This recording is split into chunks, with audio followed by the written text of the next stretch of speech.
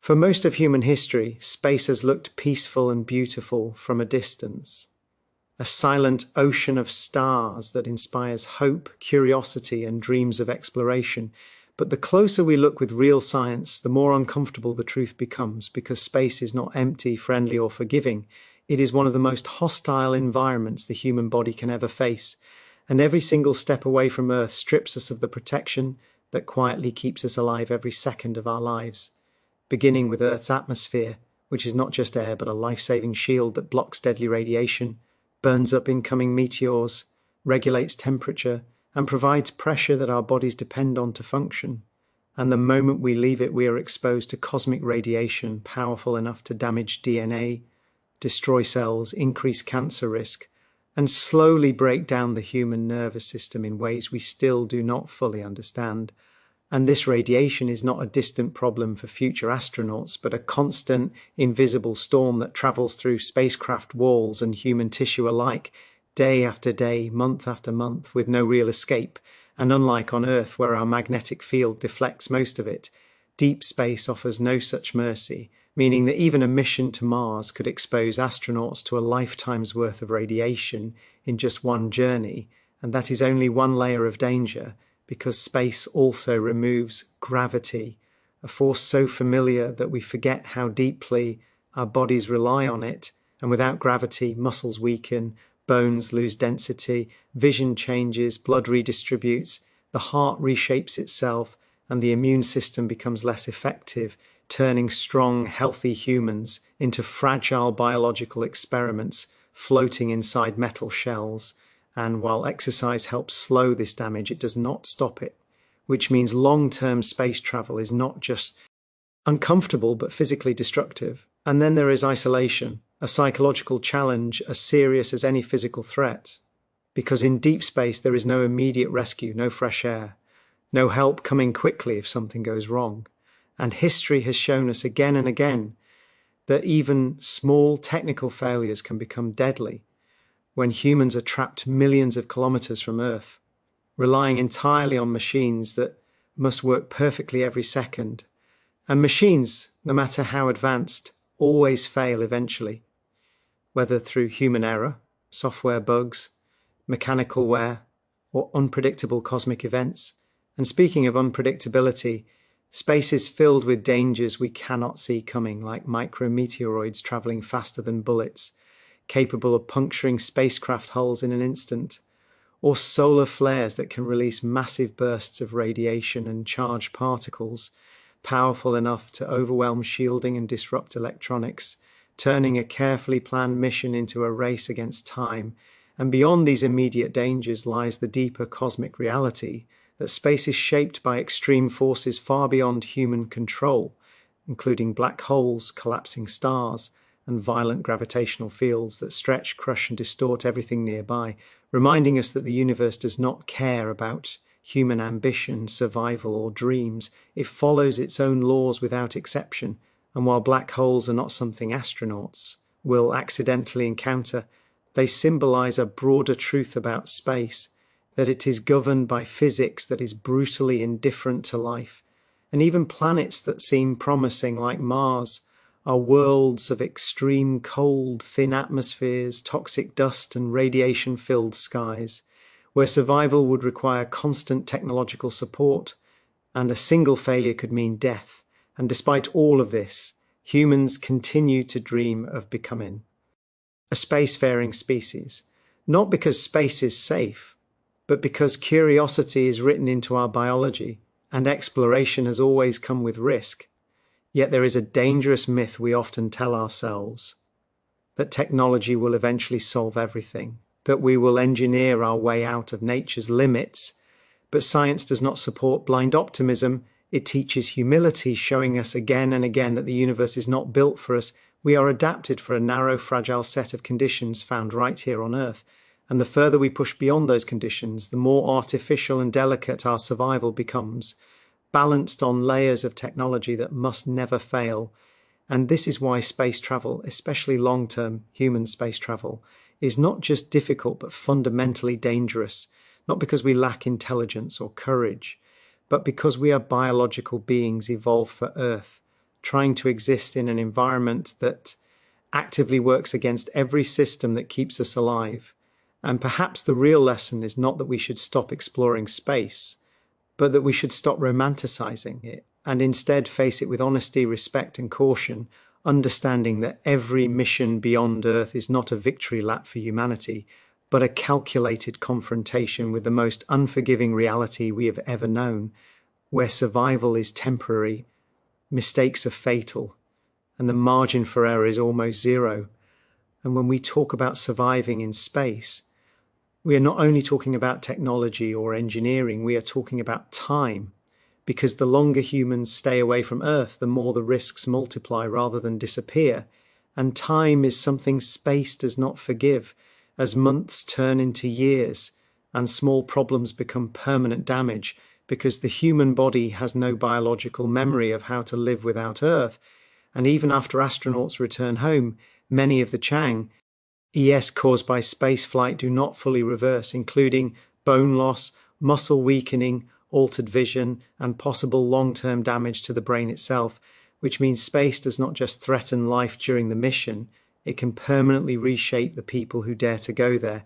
And then there is the problem of distance, because once humans travel far enough, communication with Earth slows down, turning real-time conversations into delayed messages, making guidance, emergency responses, and emotional support increasingly ineffective.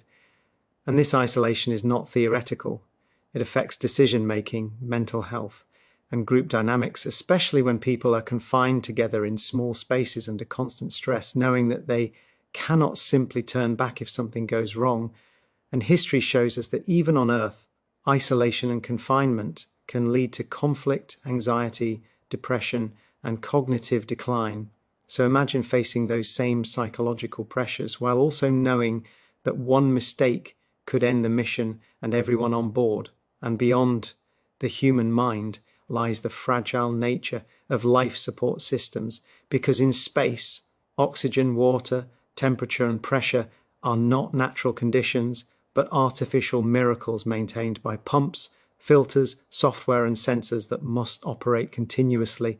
And if any one of these systems fails, the timeline for survival is measured not in days, but in minutes. And while redundancy helps, redundancy is not immortality, and the deeper into space we go, the harder it becomes to repair or replace anything, turning every component into a potential single point of failure.